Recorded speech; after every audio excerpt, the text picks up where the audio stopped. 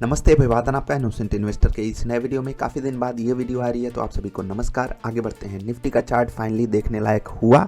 आप देखोगे ये जो निफ्टी का चार्ट आप देख रहे हो ना, लगातार 5 दिन buying buying buying buying buying. तो भाई ये वाला चार्ट आप पिछले 4 साल में ढूंढ के मुझे नहीं दिखा सकते हो। कैसे? आप देखोगे ये जो निफ्टी का गेन है वो है biggest weekly gain in last 4 years. आप कई जगहों पे इसके बारे में पढ़ोगे। एक और चीज़ आपको बता दूं, अगर आप स्मॉल कैप इंडेक्स को जाकर के देखोगे, मिड कैप इंडेक्स को जाकर के देखोगे और वहाँ पर जब आप वीकली चार्ट लगाओगे आपको और मज़ा आने वाला है, क्योंकि ये जो कैंडल है ये भाई साहब 7.5-8% की कैंडल है और ये है 5 सालों में सबसे बड़ा गेन एक हफ्ते के अंदर। क्योंकि सोमवार से जो रैली चली वो रैली ख़त्म नहीं हुई शुक्रवार तक। आगे क्या उम्मीद है मैं उस पर डिस्कशन करूँगा। जो ज़रूरी डेटा पॉइंट्स हैं उस पर मैं आपके साथ थोड़ा डिस्कशन करना चाहता हूँ। चार्ट तो आपने देख लिया, निफ्टी बैंक भी बहुत बढ़िया चला है। वीकली चार्ट अगर आप यहाँ पर भी लगा करके देखोगे तो लगभग 5.5% के आसपास की तेज़ी निफ्टी बैंक में भी है। हाँ, बैंकों में एक बैंक एकदम क्रैश ही कर गया। आरबीआई वहाँ पर सख्त एक्शन लेने के मूड में दिख रही है। अभी तो इनके हेड को भी बोल दिया गया है कि आप भी चलो क्विट करो। सीईओ की मैं बात कर रहा हूँ जो बैंक को मैनेज करते हैं, ठीक है। आप देखो एक ही दिन में ये स्टॉक क्रैश किया था लगभग 27%। अभी भी लोअर एंड पे ही ट्रेड कर रहा है 650 के ऊपर थोड़ा सा, लेकिन एक समय ये स्टॉक काफ़ी ऊपर था। आप अगर इसमें वीकली कैंडल लगा करके देखोगे तो इनके इन्वेस्टर्स के बारे में आपको बहुत बुरा फील होगा। एक समय ये स्टॉक 2000 रुपये का था। अभी कुछ महीने पहले इवन 2024 की शुरुआत में अप्रॉक्सीमेटली 1400-1500 पे ट्रेड कर रहा था और वहाँ से 50% क्रैश हो चुका है ये स्टॉक ऑलरेडी। तो ऐसे एक्सीडेंट्स भी होते रहते हैं। आपको यहाँ पर एक सबक लेना चाहिए, एक सीख लेनी चाहिए। वो सीख हमेशा काम आएगी मार्केट में। देखो, आप में से बहुत सारे लोगों को ये गिल्ट हो रहा होगा कि यार हम ले नहीं पाए, और कुछ लोग फोमो में अब खरीदारी करेंगे। मैंने इसीलिए टेलीग्राम पे आप सबको इन्फॉर्मेशन भी दी कि अब फोमो नहीं, अब कम से कम रियलिस्टिक हो जाया करो। जब भी कोई गलती दिखे उसके बाद हमको रियलिस्टिक होना बनता है। देखो, यहाँ पर कोई बोल देगा कि बाई कर लो, तो भाई या तो वो बहुत बड़ा एक्सपर्ट है, सो कॉल्ड एक्सपर्ट है, ठीक है, या फिर वो झूठ बोल रहा है, ठीक है। सो कॉल्ड एक्सपर्ट भी झूठ ही बोलते हैं। लेवल्स बिल्कुल थे, लेकिन बाइंग करने की हिम्मत, कितना भी आपका खास लेवल आ जाए, ऐसी कंडीशन बन जाए, अमेरिका में गिरावट हो रही है, हमारी अपनी कुछ चीज़ें अच्छी चल नहीं रही हैं, तो वहाँ पर बाइंग करके दिखाना एक दम वाली बात होती है, जो दम बहुत कम लोगों के पास होता है। और मैं आपको बताता हूँ कि आप नॉर्मली भी मार्केट को अप्रोच कर सकते हो। वैल्यू बेस्ड बाइंग में क्या होता है कि स्टॉक गिरता रहता है, हमें पता है उसकी क्वालिटी, हमें पता है उसका रिजल्ट। तो अगर मान लेते हैं कि आपने कोई स्टॉक खरीदा 5% वो गिर गया, तो आप अगर ऐड कर सकते हो तो ऐड करो या थोड़ा इंतज़ार करो। मान लेते हैं 15% गिर गया, अब यहाँ पर तो ऐड करना बनता है या सिर्फ और सिर्फ वेट करना बनता है। अगर आपके पास मान लीजिए एक्स्ट्रा फंड्स नहीं है तो आप ये सोचिए, आप यहाँ से यहाँ आए हो, उस स्टॉक के साथ आए हो, अब क्या यहाँ पर आप उसका साथ छोड़ दोगे? अगर आपने छोड़ दिया तो वही कहानी आपके साथ बनेगी कि मुश्किलों में तो हम तुम्हारे साथ थे और जब अच्छा वक्त आया तो आप हमें छोड़कर निकल लिए। ये कहानी बन जाती है ऐसे स्टॉक्स के साथ। होता क्या है कि हम जैसे ही बेचते हैं स्टॉक को, बहुत सारे लोगों के साथ ये गलती हुई, बहुत सारे लोग बोल भी रहे हैं, पछता भी रहे हैं, मैसेजेस आते हैं, आपके साथ हम कनेक्टेड भी हैं तो देखते रहते हैं। लोग बता रहे हैं कि हमने स्टॉक मान लीजिए 500 पे ख़रीदा था, वो आ गया 350 पे, ठीक है, वो 350 पे आ गया और जैसे ही वो 400 आया हमारी कॉस्ट आई, या मान लीजिए हमको 20% का नुकसान दे रहा था, हमारा नुकसान 10% का हुआ, हम एग्जिट कर गए क्योंकि हमको उससे ज़्यादा उम्मीद थी नहीं। और पिछले हफ्ते बहुत सारे ऐसे स्टॉक्स हैं जो 10%, 15% तक भाग गए हैं। कुछ लोग 6%, 8% का छोटा मामूली रिटर्न पा करके एग्जिट कर गए और उसके बाद वो स्टॉक भागता ही जा रहा है, भागता ही जा रहा है। तो ये बहुत बार होगा, बहुत सारे लोगों के साथ होता है, मेरे साथ होता है, हम सबके साथ होता है। इसको आप एक न्यू नॉर्मल बना दीजिए। मार्केट में फोमो जैसा कुछ मत रखिए अपने लिए। मार्केट हमेशा सबके लिए अपॉर्चुनिटी खोल के रखती है। अभी जहाँ पर मार्केट खड़ी है उसको हम थोड़ा सा देखने की कोशिश करते हैं। देखो, मार्केट जहाँ खड़ी है वो ग्लोबल इंडाइसिस को देख करके खड़ी है। ग्लोबल जो मार्केट्स है ना, उनको अगर आप देखोगे तो वो जिस ट्रेंड में रहती हैं अपनी मार्केट उसको एक्स्ट्रा मतलब रिस्पॉन्ड करती है।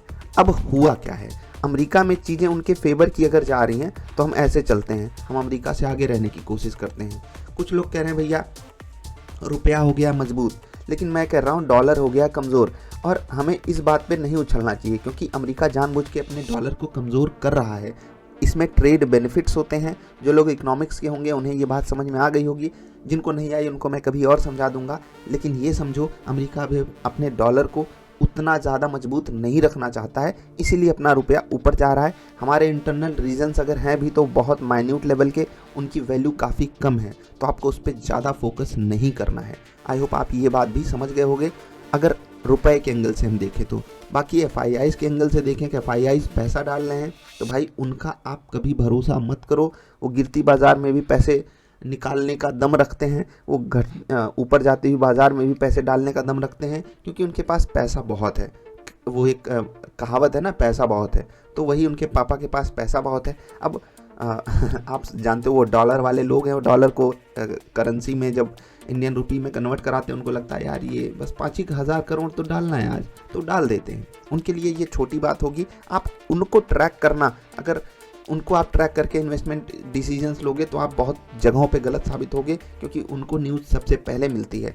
आपको क्या करना है अब मैं बता रहा हूँ, बहुत ध्यान से सुनिएगा। लेवल्स आप अपने स्टॉक्स के निकाल के पहले से रखा कीजिए। मैं बिल्कुल ये मानता हूँ, डर लगता है, सबको डर लगता है। आपको क्या करना है कि एक साथ पूरी बाइंग नहीं कर लेनी है। ये गलती हम में से बहुत सारे लोग करते हैं, मैंने भी बहुत करी है, बहुत मार्केट से थप्पड़ खाया है। उसके बाद भी बता रहा हूँ, मैं फिर भी कह रहा हूँ कि आप ये गलती करोगे, आपको लगेगा कि हाँ यहीं ले लेना चाहिए, और जब आप लोगे 2, 4 दिन, 6 दिन, मार्केट अगर वहीं रह गई तो भी फ्रस्ट्रेशन होती है। नीचे गिर गई तो मतलब पैनिक जैसा माहौल बन जाता है, क्या करूँ, निकल जाऊँ। फिर हर जगह हम एक्चुअली होता क्या है कि जब हम कोई स्टॉक बाई कर लेते हैं और वो नीचे चला जाता है, तब हम शुरू करते हैं न्यूज़ सर्च करना। और कोई भी न्यूज़ अगर हमारा स्टॉक गिर रहा है और नेगेटिव हमको दिख गई तो भाई साहब हम और पैनिक हो जाते हैं, और इसी कारण हम करते हैं एग्जिट।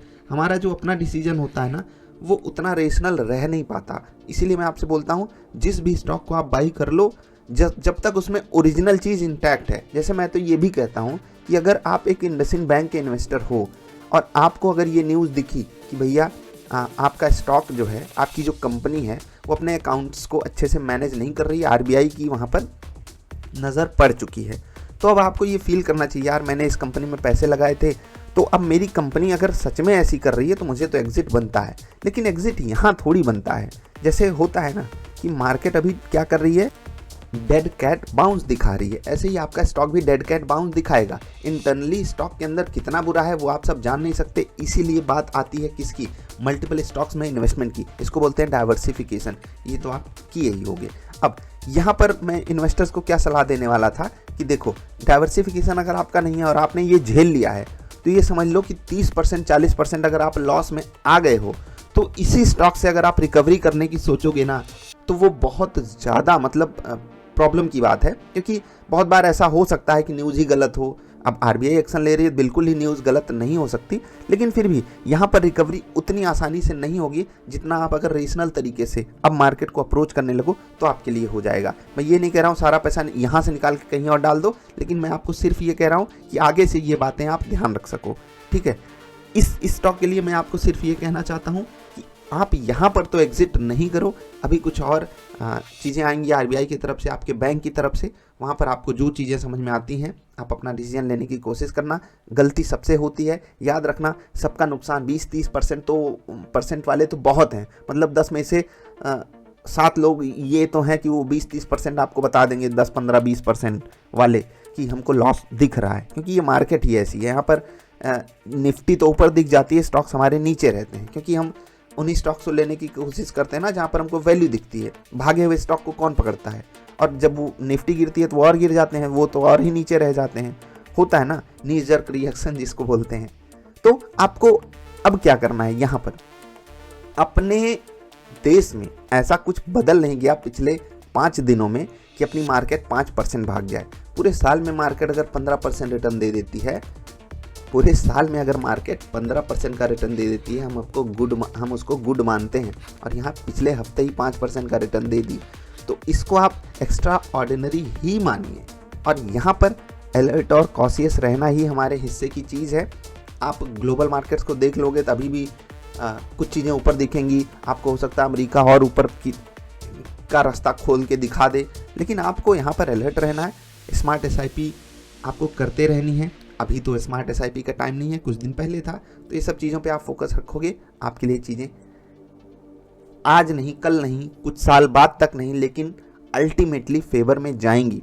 याद रखना, इन्वेस्टमेंट्स इसी तरीके से किए जाते हैं ना कि आखिरी के जो 5-7 साल हो ना, उसमें हम बेस्ट हो करके पहुँचें और असली पैसा वहीं बनता है। आप ये सोचोगे इनिशियल डेज में आपसे कोई गलती ना हो, आप जो पैसा लगाओ सब ऊपर ही जाए, ठीक है, तो ऐसा होगा नहीं। हम यहाँ पर मैं बात इन्वेस्टमेंट की कर रहा हूँ। अगर आप ट्रेडिंग कर रहे हो तो आपका रूल बुक अलग है। इन्वेस्टमेंट के लिए रूल बुक में हमेशा याद रखना, आखिरी के जो 5-7 साल होते हैं वो डिफाइन करते हैं, क्योंकि इतने छोटे पैसे के साथ अगर आप ग्रो कर भी गए क्या ही करोगे। और सोचो कि आपका कॉर्पस इतना बड़ा हो गया और ये फिर आखिरी 5 सालों में बढ़ रहा है, क्योंकि आप यहाँ तक सब कुछ सीख लिए हो, आप उसी के लिए तैयार हो रहे हो। ये जब मार्केट गिरती है आपका नुकसान होता है, आपको अपनी गलतियाँ नज़र आती हैं, जब आप इनको धीरे धीरे करके सीखोगे ना, तभी आप आखिरी 5-7 सालों में बेस्ट परफॉर्म करके दोगे। और वहाँ पर आप होता है ना कि वो चाइनीज़ बैम्बू ट्री वाली बात है कि वो अचानक से ऐसे निकलता है, तब तक लोगों को लगेगा आप ऐसे ही फंसे हुए हो कहीं। तो बस उसी के लिए आपको तैयार करता है एक्चुअली मार्केट, और जो सर्वाइव कर जाता है वही आखिरी 5-7 सालों में वेल्थ भी बनाता है। नो डाउट कि ये चीज़ें फ्रस्ट्रेटिंग होती हैं, ये चीज़ें एक्सेप्ट करना कठिन होती हैं, लेकिन रियलिटी यही होती है। तो आखिरी 5-7 सालों के लिए हमको बहुत कुछ झेलना पड़ता है, उसको झेलने के लिए आपको हमेशा तैयार रहना चाहिए। मार्केट में ये नीचे के लेवल पे, यानी कि आज से मतलब पिछले हफ्ते से पहले कोई एग्जैक्टली बोल देता कि ये हो गया है मौका खरीदने का, तो थोड़ा सा कठिन होता। मैंने एक टेलीग्राम पे आप लोगों के साथ वो भी शेयर किया था कि कोई बोल रहा है मॉर्गन स्टैनली की 1 लाख पहुंच जाएगा सेंसेक्स, तो हमको उन सब चीज़ों पे विश्वास नहीं होता। हमको दिखता है यार चारों तरफ ये एकदम मरा हुआ माहौल है और कहाँ से सेंसेक्स पहुंच जाएगा 1 लाख। हमको लगता है कि यार यहाँ कौन सी बाइंग आ जाएगी, लेकिन फिर आते हैं FIIs, फिर उनका अंदर का खेल चलता है, उनकी अंदर की न्यूज़ होती है। ग्लोबल मार्केट से आप और हम उतना अच्छे से नहीं कनेक्टेड रहते हैं जितना वो रहते हैं, तो वो पहले डिसीजन ले लेंगे, हम आप सब पीछे जाएंगे, और फिर मान लो अगले हफ्ते 5% मार्केट गिर गई तो क्या करोगे, फंस गए ना। और फिर जब 5% मार्केट गिरेगी, आपका स्टॉक 10-15% गिरेगा, फिर तो लगेगा यार फिर से हम शिकार बन गए। और ये होता है, फिर से मैं वही चीज़ रिपीट करूँगा, सबके साथ होता है। बस आपको टिके रहना है, और टिके तभी रह पाओगे जब आप जो रिस्क है उससे कुछ ना कुछ, मतलब जो आपने रिस्क लिया उससे आप कुछ ना कुछ सीखते रहोगे। जो आपके साथ गलतियाँ हुई हैं, जो आपके लॉसेस हुए हैं, उससे आप कुछ ना कुछ सीखते रहोगे। अदरवाइज ये मार्केट बाहर करना चाहती है लोगों को, कमज़ोर लोगों को, कमज़ोर ट्रेडर्स को, कमज़ोर इन्वेस्टर्स को, वो उनको बता देती है यार आप इस लायक हो नहीं। जबकि हमको क्या करना होता है, यहाँ सिर्फ टिके रहना होता है, क्योंकि असली कॉर्पस तो बनता है आखिरी में। शुरुआत में तो बाज़ार हमारे साथ खिलवाड़ करती है और उस खिलवाड़ से हमको बहुत कुछ सिखाना चाहती है। तो बस यही सब चीज़ें थी जो मैं आपके साथ शेयर करना चाहता था। अभी मैं आपसे विदा ले रहा हूँ। स्टॉक्स तो अभी रिकमेंड करना बिल्कुल ही बैन हो चुका है सेबी की तरफ से, तो मैं आपको कोई स्टॉक नहीं बता सकता, लेकिन हिंट कुछ ज़रूर देना चाहूँगा। हिंट क्या होता है कि जो रूरल सेक्टर है अपने यहाँ का, ठीक है, और उससे कनेक्टेड जो चीज़ें हैं, समझ पा रहे होगे, उस पर आपको फोकस करके रखना है। उसमें स्मॉल कैप और मिड कैप इंडेक्स के बहुत सारे स्टॉक्स आते हैं, वहाँ पर आपको ज़्यादा नज़र बना करके रखनी है। जो नई स्कीम्स आती हैं सरकार की, वो किन स्टॉक से कनेक्टेड हैं उस पर आपको ज़्यादा ध्यान रखना है। बाकी लेवल्स के लिए पिवट पॉइंट वाली वीडियो, फिबोनाची वाली वीडियो आपकी मदद करने के लिए हमेशा तैयार है, तो आप उस पर ध्यान रखिएगा। अभी तो स्टॉक रिकमेंड करना बिल्कुल ही बैन हो चुका है, तो मैं आपसे कुछ और शेयर भी नहीं कर सकता। अभी के लिए इतना ही, जल्दी मिलेंगे। वीडियो कैसी लगी बताइएगा, कहाँ पर, व्हाट्सएप पे। जल्दी मिलेंगे, नमस्कार।